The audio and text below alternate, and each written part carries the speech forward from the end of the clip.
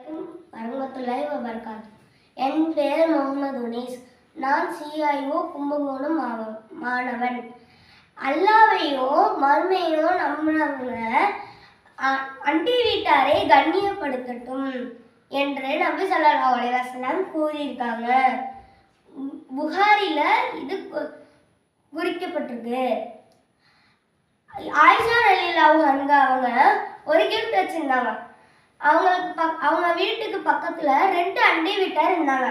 அவங்களுக்கு எந்த அண்டை வீட்டார் கிட்ட தரதுன்னு தெரியல. உடனே முகமது நபி ஸல்லல்லாஹு அலைஹி வஸல்லம் அவங்க கிட்ட கேட்டாங்க, அல்லாஹ்வுடைய தூதரே, நான் ஒரு கிஃப்ட் வச்சிருக்கேன். என் வீட்டுக்கு பக்கத்துல 2 அண்டை வீட்டார் இருக்காங்க. நான் யாருக்கு அந்த கிஃப்ட் தரட்டும் அப்படின்னு முகமது நபி கிட்ட ஆயிஷா ரலியல்லாஹு அன்ஹா அவங்க கேட்டாங்க. அதுக்கு முகமது நபி ஸல்லல்லாஹு அலைஹி வஸல்லம் அவங்க, உங்க வீட்டுக்கு பக்கத்துல அருகாமையில எந்த அண்டை வீட்டார் இருக்காங்களோ அவங்களுக்கு அந்த கிஃப்டை தந்துருங்க அப்படின்னு சொன்னாங்க.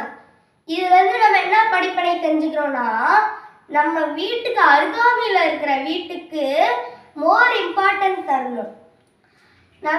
இதுவே நம்ம கிட்ட ரெண்டு கிஃப்ட் இருந்துச்சுன்னா நம்ம 2 அண்டை வீட்டாருக்கும் தரலாம். இதுவே 1 தான் இருந்துச்சுன்னா நம்ம வீட்டுக்கு அருகாமையில இருக்கிற அண்டை வீட்டாருக்கும் தரணும். நம்ம தர கிஃப்டையோ அவங்க அந்த கிஃப்டை வாங்குறதோ ஒரு சந்தோஷமா வாங்கணும். நம்ம கொடுக்குறத சந்தோஷமா தரணும், அவங்க வாங்குறதையே சந்தோஷமா வாங்கணும். அஸ்ஸலாமு அலைக்கும் வரஹ்மத்துல்லாஹி வபரகாத்துஹு.